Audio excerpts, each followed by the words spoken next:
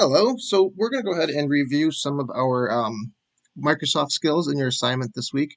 What we want to focus on is copy and paste, and then also reviewing some of those font skills we've done in the past. What we're going to do for this then, when we open up our assignment, we're going to start by clicking and we're going to type in our name. And what we're going to do with our name is we're going to make some changes to it, but first we want a couple copies of it. So instead of just having one, we want to have our name up there about 5 times. We could type in our name 5 times, hit enter, type, hit enter, type, hit enter, type, hit enter, type. Or we could use a tool called copy.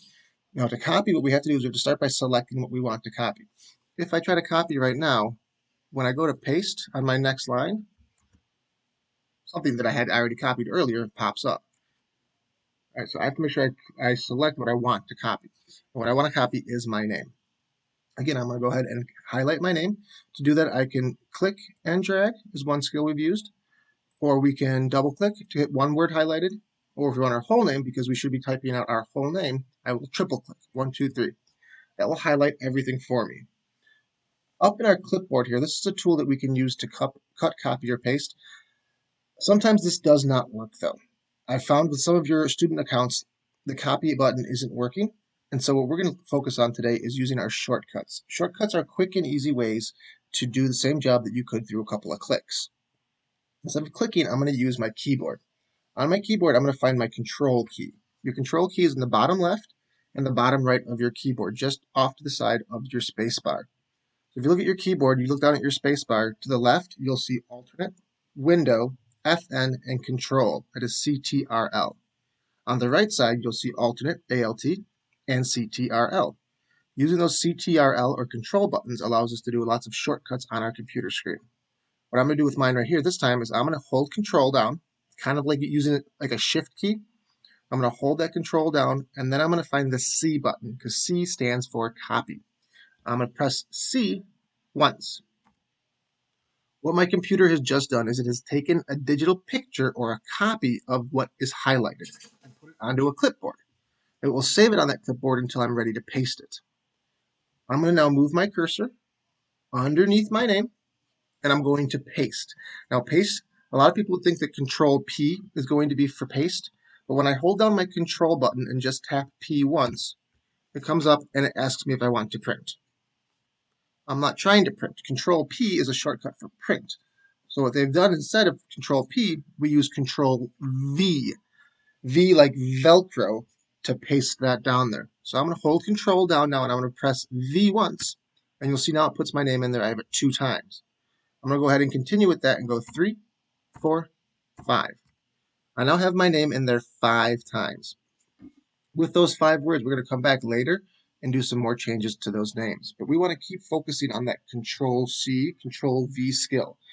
And what we're going to do today with our Control C, Control V is we're going to go to a new website. Down here it says click here to get to the website to copy from.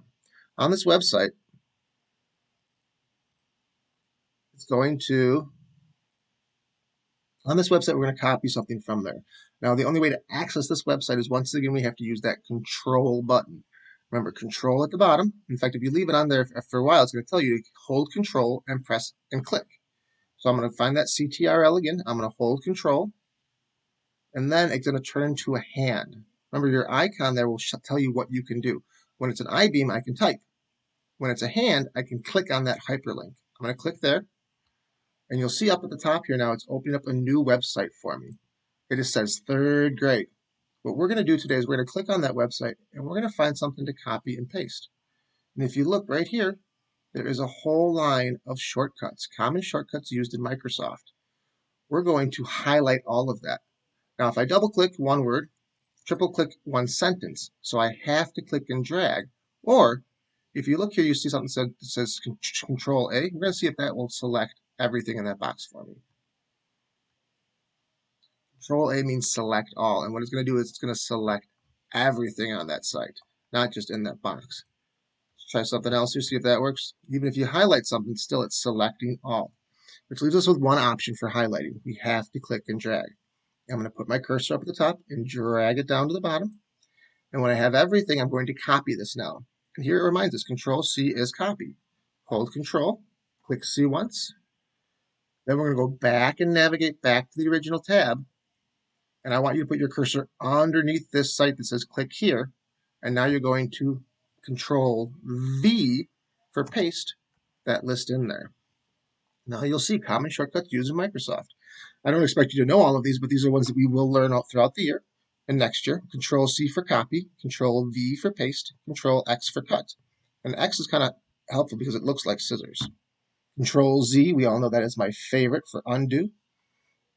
Select all, print, italic, bold, underline, and save. These are all ones that we use a lot and that I use all the time when I am working. I put save at the bottom because we don't use it as much anymore because, as you know, it now automatically saves almost everything for us. So after we have now put our name in 5 times and we have gone to that other website and copy and pasted our list of shortcuts, now we're going to go ahead and look at changing some of these font issues up here. Usually have 5 different names. We're going to change and play around with the different fonts that we have. So I have to highlight one at a time. 1, 2, 3, highlights my name. And I want each of these 5 to look different. We've done lessons on these before. I'll review what these tools are, but I want you to explore them all and make each one look a little different down here. So like our first one here, we're going to change the font style. We can scroll through all of these new fonts that we have. I don't want to see everybody just using the top ones. Scroll on down. Look, we have Britannica Bold, Bradley Hand, all the way down here, Courier New, Copperplate Gothic. One rule we have to stick by, though, is we have to have ones that are actually words and letters.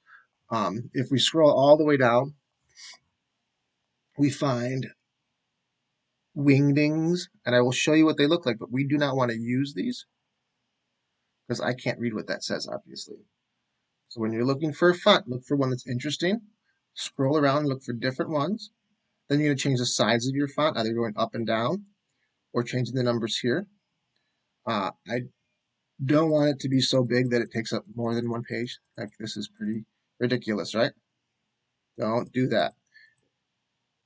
It should only be on one line. You can make them all different sizes, but we want to play around and make them different sizes. The next 3 here are bold, italic, and underline. And if we look at our shortcuts, we can try to use these shortcuts if we want to for them, or we can just choose maybe one to put on each one. Next, we have our highlighter. You can choose a color for behind if you like with some of them, and this is going to put colors behind the words. It's not going to change the words themselves. It'll change the background. If we go to the next one, that's going to change the color of the words themselves. Now, what you notice is nothing happened on that one. That was because when I put my highlighter on it, it no longer has it selected. So I'm going to go ahead and 1, 2, 3, select it again, and then go back and change that font to my color that I wanted to try. And now you see the new look of that word and my name. What we're going to do is explore that with each of these. When I collect these in and I take a look at them at the end of the week, I want to be able to see that there are 5 different names here, or 5 different looks for our name. So I'm going to go to my second one, double click or triple click, choose another new font, change the size of it, not the same size, just a different size. I'll make this one underlined and italic, and just put a different color, but not a background color. And I'll go down to the next one. And we want to do that with all 5 of these. Okay, so again, first thing we're going to do is type in our names, and then using our shortcut for copy paste, which we have here, we're going to Control C to copy, Control V to paste. After we're done with that, we're going to check out our new website here, which again, we have to use our Control button to get to, CTRL. Click and go on to our new website. Copy and paste using our shortcuts, Control C. After we highlight this, go back to here and paste it in with that shortcut, Control V.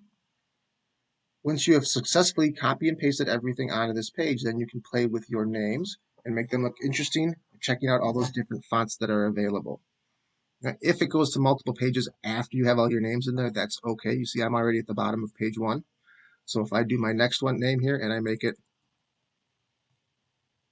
not that big, like that big, you see I still haven't gone to the next page, but I will soon. Okay? That is all right if you go on to 2 pages.